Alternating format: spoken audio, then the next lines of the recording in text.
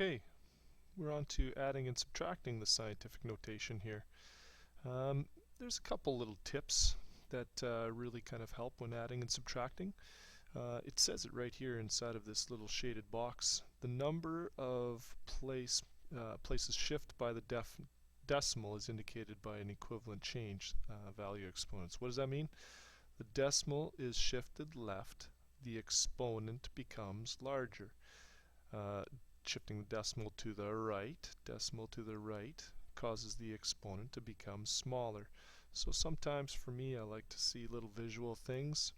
So if I have the decimal in this first column, and then what happens to the exponent in the second column, if I say left, larger exponent, right is smaller. So let's apply that. It's nicer sometimes to take a look at the questions right off the bat. Quick check here. So if I have a decimal place right there on this 6014.51 times 10 to the second, I want proper scientific notation, so I'm going to take that decimal place and move it 1, 2, 3 to the left to get 6.01451. And what should happen is it moved left 4 times, so I should have 10 to the 5th. So it went from 2 to 3 to 4 to 5 as I went across, so 10 to the 5th.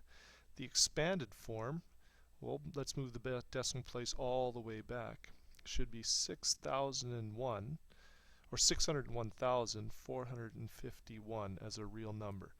The expanded answer, I have no idea what that is. In this case, I want scientific notation. So if I move the decimal 1, 2, 3 to the right to get to 1.6, that means I've moved the 7 3 less or smaller, and that means it's 10 to the 4th. Okay, and you guys pause it right now and quickly take a look at the rest of it.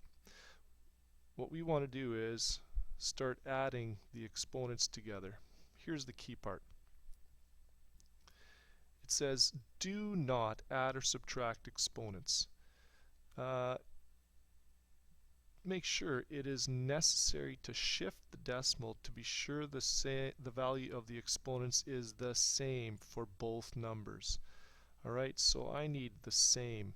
For adding and subtracting, mental note here, make sure the exponents are the same. Okay, so let's just do this in the margin. I know they have this as a practice, but if you can do it with your pen or pencil right now together, that gets inside of your brain a lot better than just reading it.